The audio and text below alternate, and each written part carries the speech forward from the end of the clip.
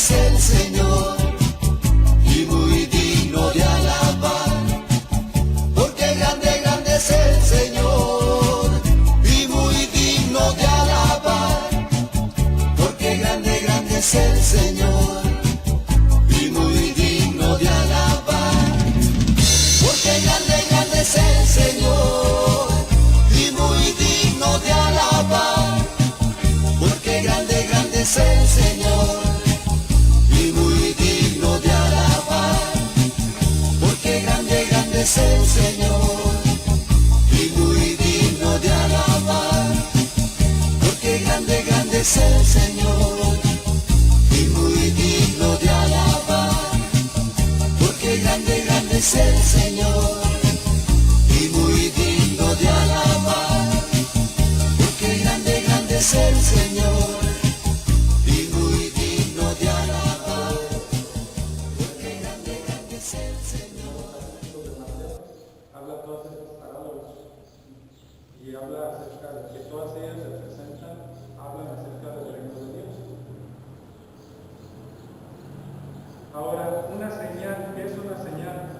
Nosotros vemos, por ejemplo, en las calles, en las avenidas, los semáforos y decimos, esa es una señal de tránsito. Vemos los anuncios con fondo anaranjado, decimos esas son señales para los que transitan por las avenidas, por las carreteras. Y cuando vemos la señal, sabemos que ese símbolo que vemos nos está dando un mensaje real. O sea, nosotros sabemos que ese símbolo por sí mismo, pues a lo mejor nosotros podríamos decir, no, pues ese símbolo, ¿qué autoridad tiene? Sin embargo, el que sabe de tránsito de las carreteras, sabe que si no hace caso de ese símbolo, se expone su vida.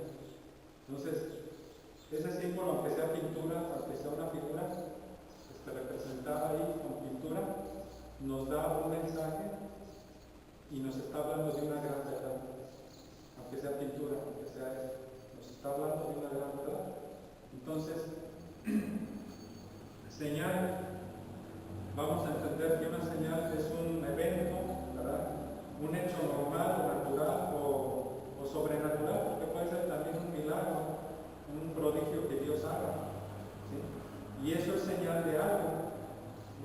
Dice que anuncia otras cosas iguales o de mayor magnitud que existen, que están sucediendo o sucederán en el futuro, ¿verdad? Ya sea en el terreno espiritual o celestial, ¿verdad? O de nuestra vida cotidiana. Entonces una señal es eso, un mensaje que nos da, que nosotros ya lo entendemos, ¿verdad? Aunque sea muy sencillo, lo entendemos todo lo que encierra esa señal, ese mensaje. A nuestro Señor Jesucristo siempre los fariseos, los sacerdotes, le pedían una señal. Dicen, no, pues danos señal de que tú te dices hijo de Dios, pues danos una señal. Queremos ver de ti señal.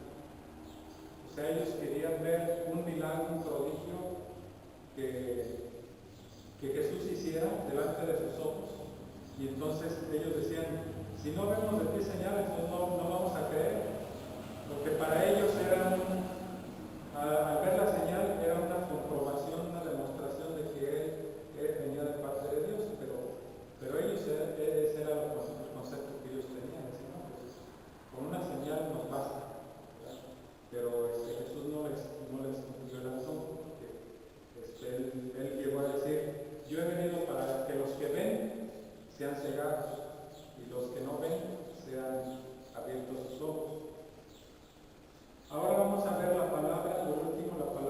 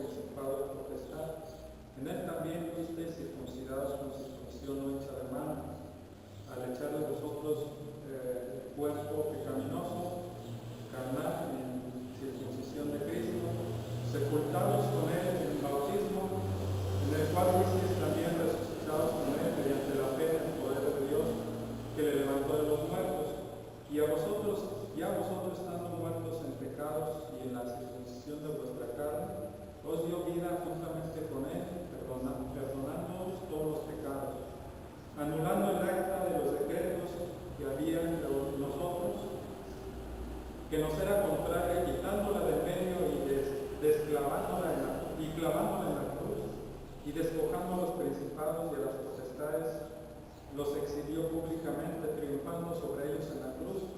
Por tanto, nadie os juzgue en comida o en bebida o en cuanto a días de fiesta, luna nueva o día de reposo, todo lo cual es sombra de lo que había de venir, de lo que ha de venir, pero el cuerpo es de Cristo. Hasta ahí nos detenemos.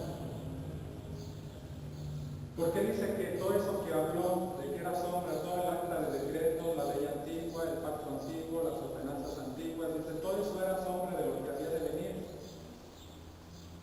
¿Qué quiere decir sombra? Cuando nosotros vamos atravesando un umbral donde está la luz a nuestras espaldas,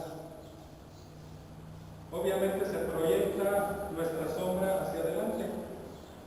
Entonces, si yo voy caminando, de hecho aquí se ve un poco la sombra, si voy caminando así, y alguno de ustedes está ahí adelante, pero hay una pared aquí, a mi lado, ustedes todavía no me ven, pero si yo voy caminando, lo primero que van a ver es la sombra. Y entonces, cuando ustedes ven la sombra, dicen, una persona viene atrás, ahí va la sombra. Entonces así dice, compara la palabra de Dios, que todo lo que sucedió antes, el pacto antiguo, el acta de decretos, que les era contrario, porque nadie podía cumplir los mandamientos, porque eran muchos y eran muy estrictos, la ley de Moisés. Dice, todo eso era sombra realmente de lo que había de venir. La sombra existe, pero lo que va anunciando es que detrás de la sombra viene lo real, ¿sí? Y en sí la sombra no importa, o sea, es nada más una anunciación de lo que viene atrás. A eso se refiere la palabra de Dios aquí cuando dice que la sombra es simplemente una anunciación de lo que viene atrás, de lo real. Entonces, cuando leemos en la palabra de Dios que era sombra de lo que había de venir, ya sabemos a qué se refiere. Entonces, vamos a ver ahí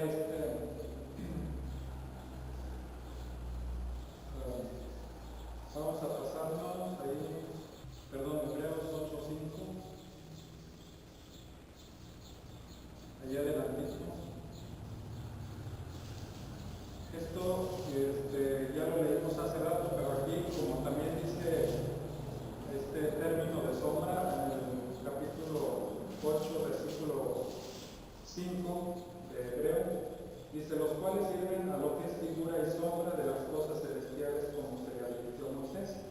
Y usa también ahí todo aquello solamente era anunciación de lo que había de venir después, que era más perfecto, más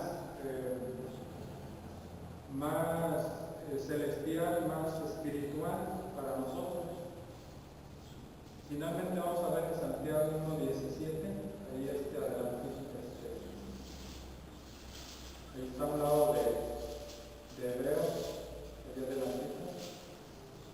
Santiago 1:17 dice,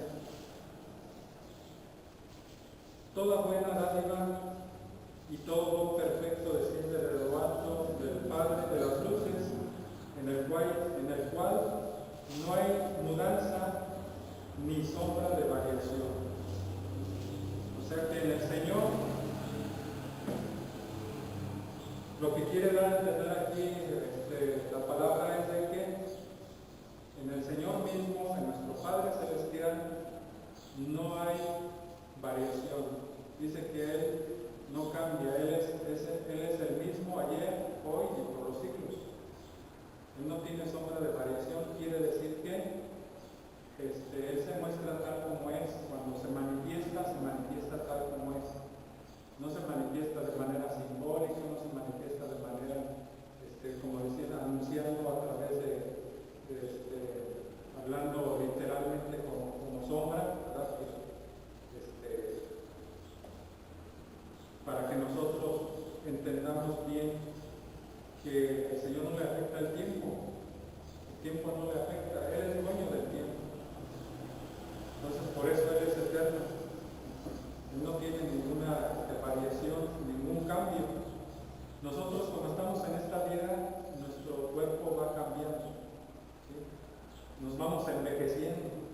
vamos desgastando y el Señor no.